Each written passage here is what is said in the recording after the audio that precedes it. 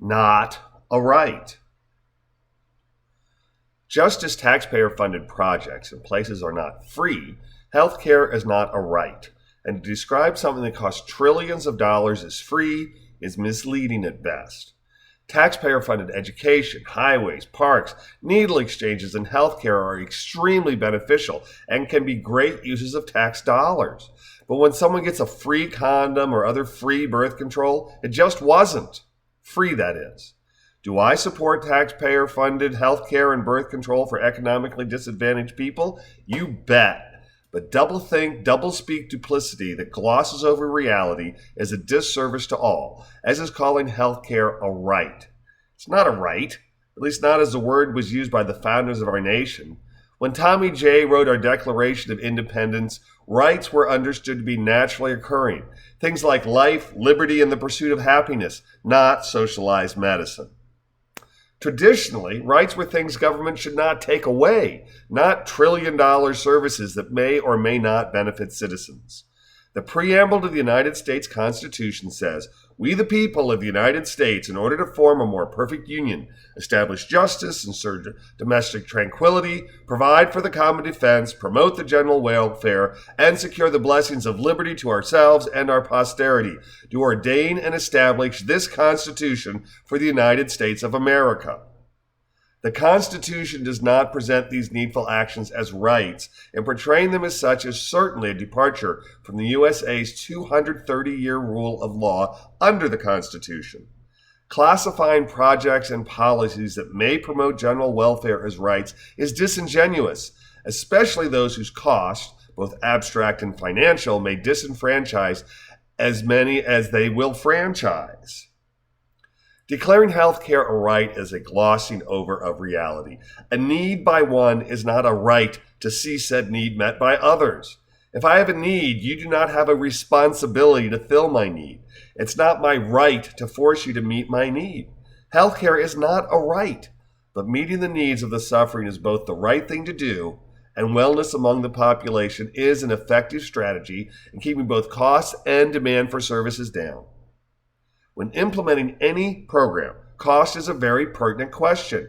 Cost of goods sold, market economics, for-profit business, supply and demand, scarcity and price are all concepts embedded in Western thought. Build a better mousetrap is an idiom declaring that we are financially rewarded for brilliance, hard work, creating either a better or cheaper product. We are taught to buy low, but to insist that we are paid high. Western society is centered on the concepts and precepts of capitalism, and we value ourselves and our environment accordingly. For most, it is an ingrained paradigm, a model accepted as valid. Except it's not, of course. Capitalism and commerce are simply philosophies to which we are inculcated from birth, models so ingrained that we fall into acceptance of capitalism without asking if our thoughts and actions are true representatives of reality. The answer is no. Capitalism is blind to reality just as are other isms. Capitalism is an approximation, a working theory of reality. It is not reality. So what does that have to do with the right to health care? Everything. Under capitalism and free market, those with means purchase premium products, and those without financial wherewithal make do with less. If my better mousetrap has brought me riches, then I am free to purchase luxury homes, cars, and health care. And those who choose to be Aesop's grasshopper must make do without because they have chosen to play rather than work. Both Aesop and our model assures us that hard work will be rewarded and that sloth will be punished. Our model lies. The laws of our society were created to benefit the wealthy and the lawmakers. The last thing the wealthy want is equality. Capitalism teaches us that rich equals good, meaning the goal of the rich is to be rich. We have no level playing field, no equality. We have no assurance that hard work will allow us to provide for ourselves or our families. Both my father and father-in-law were able to advance economically via the GI Bill, a wonderful merit-based handout that was certainly not as available to their age-mate 1920s era colored brothers at arms as it was to two white guys who attended private high schools. Though there is greater equality in non-whites' ability to rise in the 21st century than there was in the 20th, our system still allows the wealthy to remain so far more readily than for the disenfranchised to rise. The USA is a socially and economically mobile society.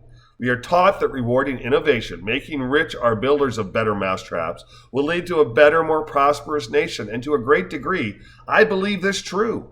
But I cannot help but ask if capitalism is the best model for healthcare, especially in light of the fact that healthcare in the USA is most decidedly not based on a free market, and the demand for healthcare already exceeds the supply, a circumstance that capitalism tells us will drive up costs and possibly lead to innovations in the field.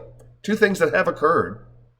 In a capitalistic system, those with more money can afford scarce items, while those without cannot.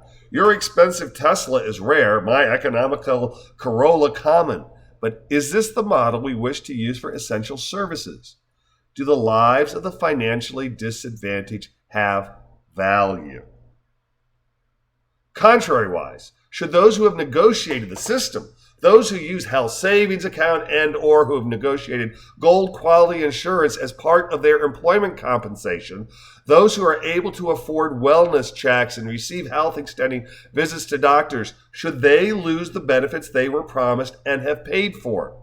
How equitable is a system that prioritizes people who have failed to care for self? How unfair is a system that compounds the hardship of poverty by exacerbating the tragedy of illness and inaccessibility to proper medical care? The demand for healthcare is large and growing in direct proportion to the United States' obesity and inactivity. Do the needs of the sickest outweigh those who keep morbidity low through proper lifestyle and just plain good luck? The demand for healthcare is nearly infinite, while the supply is decidedly finite. Socialized medicine provides coverage for everyone, a great social good and morally imperative action that ignores market realities that accompany shortage. High demand, low availability items create black market economies, and healthcare coverage that does not recognize this reality is a healthcare wish rather than a plan. The accompanying deficits of universal Medicaid will help level the playing field between the rich and the poor, but will Medicaid for all create a healthier nation or merely a more uniformly ill one? I do not know, nor do you. We do know that healthcare needs reform. We do know that healthcare must serve more people more equally. The question remains how. If Medicaid for All is a one-size-fits-all program, then I fear it will be ineffective in raising the quality of life in the USA. Spelling equal, S-A-M-E, is naive at best and a likely recipe for disaster.